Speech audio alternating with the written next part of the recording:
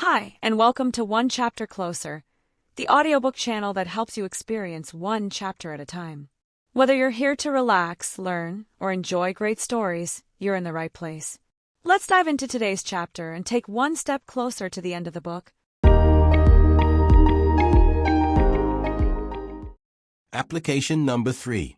Make that I am perfect pitch. Key insight. When engaging spontaneously with others, we often hope to do more than simply inform them of our thoughts, ideas, and opinions. We want to convince them to see the world as we do or to act in a way we believe is best for them. We may want colleagues to agree with our ideas, our customers to buy products we're selling, our love interests to agree to go out with us on first dates, our children to modify their behavior and respect our rules, and our neighbors to keep their dogs off our lawns. Books have been written about how to communicate more persuasively, and I heartily recommend that you read them. But to become more persuasive, we must also understand how to wield influence in the moment. It is one thing to prepare a stellar speech ahead of time. It is another to be able to adapt our pitches on the fly to reflect what we're discovering about our audiences and their needs. Thorough preparation can help us anticipate what will move our audience, but we must be able to listen in the moment, read the cues we're receiving, and respond to our audience's needs in ways that feel authentic. Having a structure to fall back on frees us to pay more attention and adjust in real time. A structure can also help to ensure that our spontaneous pitch is logical and consistent with what we're learning about others and their needs. Why it matters. If we attend to how we pitch others in the moment, we'll respond more closely to others' needs. They in turn will perceive us as more credible, authentic, and empathetic, and they'll regard our messaging as more relevant. We'll stand a better chance of winning their full support and favor. Craft your content. To land a strong pitch that responds to your audience's needs, try a structure I discussed in Chapter 5 called Problem, Our Solution, Our Benefit. Problem. First, define a challenge, issue, or pain point that you are addressing, one that your audience shares. Solution. Second, present a fix to the problem, spelling out the specific steps, process, product, or method for remedying the problem. Benefit. Finally, describe the advantages and gains that adoption of your proposed solution will yield. As I think you'll find, this structure works well in a wide array of situations when you're trying to convince others. Here is a bit more detail on these 3 steps. Step number 1. State the problem concretely. As clearly and concisely as you can, provide a direct account of the issue at hand in terms that your audience will appreciate. Sometimes you might find it possible to frame the problem in a positive way, as an opportunity to improve a current situation or undertake a new venture. Other times, you can convey the problem more directly as an unfortunate situation or pain point that requires attention. You can prepare by researching the types of presentations that have succeeded with your audiences in the past. Examples. If you want friends at a dinner party to support your point of view about the need to tackle homelessness in your city, you might say, "This problem is rampant in our city, as seen recently in the news." If you want colleagues at work to adopt a new behavior, you might say, "Aren't you tired of being underappreciated and disconnected from what others on the team are doing?" In defining the problem or opportunity, think about what kind of evidence will likely resonate most with your audience. For example, if you know your audience cares about data, provide statistics that support your claim. If your audience tends to favor specific examples, tell relevant stories and anecdotes or provide a demonstration. Some audiences might like you to take a direct, hard-hitting approach to defining a problem. Others might want you to be a bit softer, perhaps using a touch of humor when introducing an issue. As discussed in Chapter 6, it's important to create common ground with your audience, and you can do that by reflecting on some basic questions. Will most audience members be familiar with the problem I want to discuss, or will it be new to them? What personal connection might they have to my topic? By sprinkling in a bit of background, using familiar terms, or referencing a personal connection, you can make the problem you define seem more relevant. In the course of presenting the problem, you might also point to the challenges that have prevented people from addressing it. When pitching Tesla's Powerwall battery, Elon Musk didn't simply evoke a problem, out-of-control global warming fostered by fossil fuel emissions.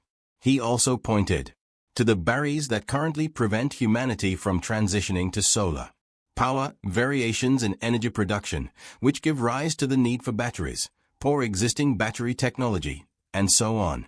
Taking this extra step of portraying the specific challenges that prevent a solution can make the problem seem more difficult, and the solution you provide, which will of course surmount these challenges, all the more compelling. Step number 2, detail the solution. Introduce a solution that appears feasible and reasonable given the problem or opportunity under discussion. Referring back to Chapter 6, communicate your solution in a way that a given audience will find focused and accessible. If your solution is more complex, itemize the parts of it so people can clearly understand it. Examples. Policy approaches modeled after our current programs tend to partner city officials with local businesses. Adopting these will allow us to find more job opportunities for unhoused people, allowing them to get back on their feet. Create dashboards that show progress against your goals. Sharing those in advance of our weekly meeting will demonstrate your work's value to the broader team. Step number 3, lay out the benefits. Specify and rank the benefits that your solution will yield, beginning with the biggest, highest value benefits and proceeding from there. Examples. By developing a deeper understanding of the homelessness issue and fostering grassroots connections between business and government, we will not only get more people the shelter and support they need, we'll also align the community and get more people working together. Showing your value will not only connect you more to the team, it will increase the relevance of your work and potentially help you attain the promotion you desire. You can adjust the order of these elements if you anticipate strong resistance to your solution, or if you think your audience might balk at how you are envisioning the problem. In these cases, it may be stronger to place the benefit before the problem. A response you could give in the moment might look something like this. What would it be like if we could increase our sales while reducing production costs? Benefit. Our reliance on one supplier prevents us from achieving these benefits. Problem.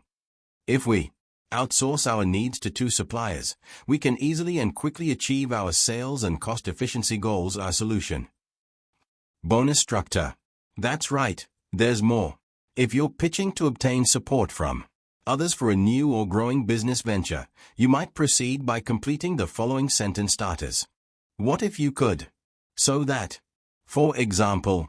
And that's not all. Example. What if you could intake customer orders more efficiently while offering a more personalized experience?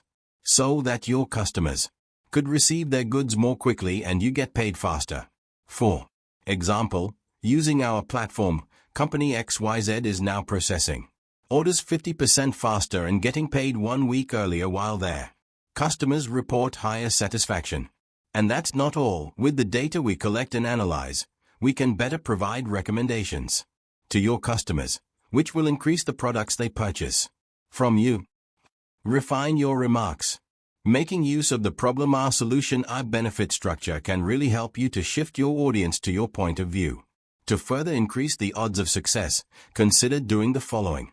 Tip number 1. Use analogies. Analogies or comparisons can help your audience understand the different elements of this structure. You might compare the significance or impact of the problem opportunity you are defining to a previous situation that people already know. In a business setting, for instance, you might say something like, our current supply chain problem parallels the challenges we had with our other product line, or transitioning to cloud from on-premises offerings feels similar to what happened when the industry went from desktop computers to mobile devices. Likewise, you might compare the solution you're advocating to a successful solution in another domain. If you're a healthcare worker trying to convince someone to eat fewer carbs, you might say, reducing your carbohydrate consumption is like when you cut back on your weekday wine drinking a few years back. You can also find analogs for the benefits you state. If you're speaking with a colleague at a tech company, you might say, Atlassian saw a tenfold improvement in response time scores when they implemented a similar solution. Tip number 2. Offer consistent solutions. If you can show that your proposed solution is consistent with prior actions or ways of addressing an issue, your audience will be more likely to buy in. In sales, this is called the foot in the door technique. We like to feel as if we're acting consistently and to have others perceive that we are as well. We also will more likely agree to something if we can spot some precedent for it. If you're arguing that the government should cut taxes to spur economic growth, note that the government has done so successfully to grapple with previous economic downturns. If you're arguing that you deserve a raise or promotion, point to other people who have received one after performances comparable to yours. Showing that your solution fits with previous ones makes saying yes feel like more of a foregone conclusion. Tip number 3. Frame benefits in positive terms. 4. Phrasing matters. Think of positive ways you can convey a benefit, and you'll have an easier time convincing your audience. If a given solution has worked 75% of the time, we can point that out instead of saying that it has a 25% failure rate. Most people would be more excited to learn about a solution that worked 3/4 of the time. We discussed in Chapter 6 the value of piquing your audience's curiosity by adding tension into your discussion.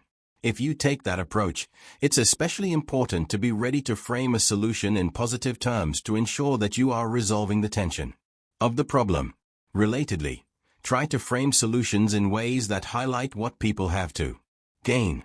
According to the popular theory of loss aversion, we naturally are more inclined to avoid risk and bad stuff from happening, sometimes even sacrificing more in order to achieve something good. If you evoke risk by suggesting what people stand to lose, you might unwittingly turn them off to a potential solution more than you would otherwise. One of my favorite examples here has to do with selling cars. Sure, you could describe a given car as used in the course of pointing to its features and benefits, but that would incline your audience to think about the potential drawbacks of used cars, their unreliability, the high cost of repairs, and so on. Far better if you called the car previously enjoyed. It's a subtle difference, but this latter phrasing probably won't evoke as much risk in your audience's mind. On the contrary, it suggests that the car has a long history of being enjoyed, and that your audience will enjoy it, too. Tip number 4. Address the obstacles. Many people want to eat more fruits and vegetables and fewer fatty and sweet foods. They know such dietary changes are good for them. They know more healthy eating will help them to lose weight, feel better, lower their blood pressure, and achieve other health goals. They might have every intention of changing their diets for the better. They might be pumped up to do so, but then they run up against some obstacles. Maybe they live in a food desert where fruits and vegetables are hard to come by. Maybe they travel a lot and frequently find themselves with few healthy food options. Despite their best efforts, these obstacles might prevent them from changing their behavior, even if they want to. They find themselves subsisting on burgers, fries, and soda, just as they long have. When we try to influence others, we often focus exclusively on the benefits of our solution. As important as those benefits are, we must also pay at least some attention to barriers that might prevent people from thinking or doing what we want. If we don't, we might lose our credibility with the audience. Imagine how frustrating it might be to have someone convince you of how great a course of action is, and yet fail to address the very real challenges you face in embracing it. They are dangling something attractive in front of you, yet not helping you access it. Pretty insensitive on their part. And not fun for you. We must do our best to make our requests of others, our solutions, practical as well as attractive. Sometimes that means dropping a few ideas as to how they might resolve obstacles in their path. Other times that might mean framing our solutions in ways that take into account the barriers others face. If you're trying to persuade someone to play tennis with you, and you know they must parent their kids during the weekends while their partner works, you might suggest a tennis date during a weekday evening rather than mentioning the possibility of playing on the weekends.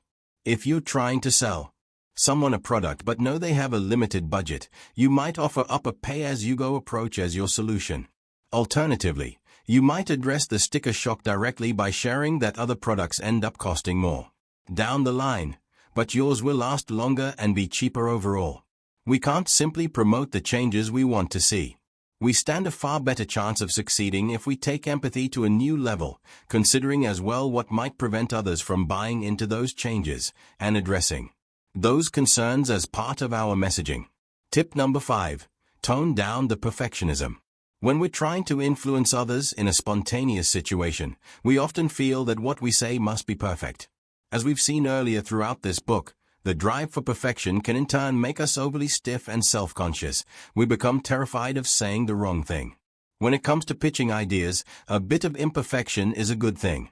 As marketing professor Barbara Shiv explains, highly polished presentations tend to invite criticism. Audiences want to find flaws in what they hear. People are inherently skeptical when listening to others' ideas. They feel protective of their existing beliefs and attitudes and fear adopting new ones. In many instances, they also like to feel as if their own perspectives are being validated.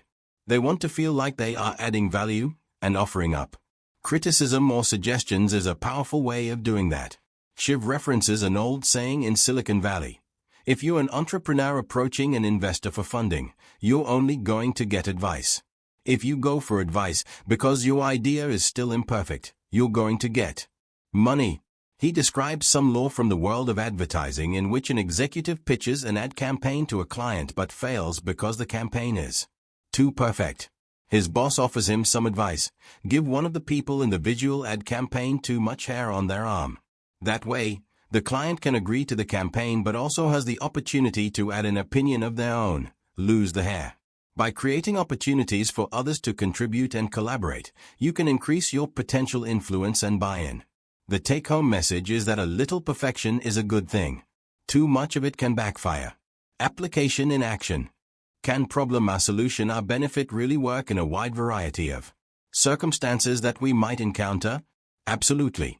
Consider the following 3 scenarios, which span both professional and personal life. Each one comes with just a bit of analysis as to how the suggested response might work to our benefit. Scenario number 1. You're interviewing someone for a job, trying to convince them to come to your company. A possible response. You will not only hone your skills in project management, but you will have access and influence with senior management. Benefit. This job will have you defining and implementing our go-to-market plan, which means you will have a big impact inside and outside our firm. Opportunity. I and the people you interviewed with hope you choose to work as part of our team. Solution. In this case, we lead with the benefits.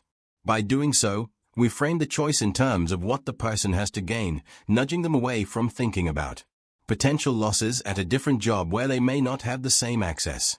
Focusing on both a skills benefit and an interpersonal benefit helps reinforce that this is a good job. Scenario number 2. You want to get someone to do you a favor. A possible response. I need to rearrange 2 large bookcases, since that would allow my office's new area rug to fit and allow for a clearer view to my big screen TV. Problem. Since I helped you move your new sofa up your stairs, I was hoping you could come over tonight to return the favor by helping me move these bookcases. Solution. We can then better enjoy watching the game and have a drink. Benefit. Here, reminding the other person of reciprocity can increase compliance. Similarly, focusing on how the victim benefits immediately will likely increase compliance. Scenario number 3. You're going out for dinner with your significant other, and you want to convince them that your choice of restaurant is the right one. A possible response. While I know you suggested we go for Italian food, I hear that the menu at the Chinese restaurant just changed and that their chef just received a prestigious award. Opportunity. What if we go to the Chinese restaurant tonight and make Italian food during the week? Solution.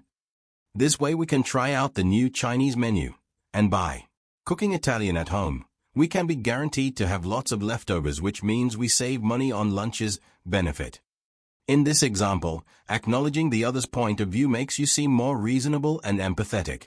It makes clear that you're listening to and registering the other person's desires and concerns, and not simply trying to bully or steamroll your way toward your desired goal.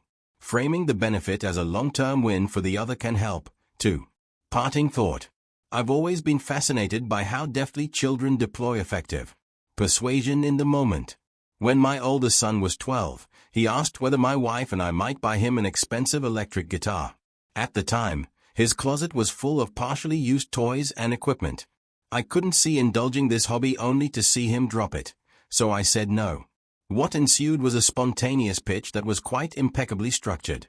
"Dad," he said, "aren't you and Mom always encouraging me to be more creative and keep myself busy?" With this opener, he articulated an opportunity available to both him and us. Next, he offered up a solution. If you buy me this guitar, I can teach myself to read music and practice in my room. Finally came a benefit, both to him and us. The first song I will learn to play is one of your favorite Carlos Santana songs, and my friend told me that learning to play the guitar helped him understand math better in school. My wife and I were quite impressed with this persuasive plea, and we granted his wish.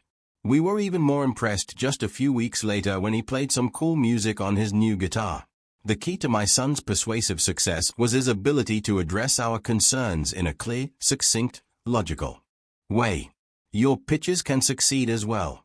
By leveraging persuasive frameworks, you can increase the odds of getting what you desire not by pounding home a hard sell, but by cueing into others' needs and addressing them. Thank you for listening to this chapter on One Chapter Closer. Congratulations on being one step closer to completing the book. Don't forget to check out our channel for more specially curated audiobooks. If you enjoyed this, please like, share, and subscribe to stay updated on new releases. See you in the next chapter.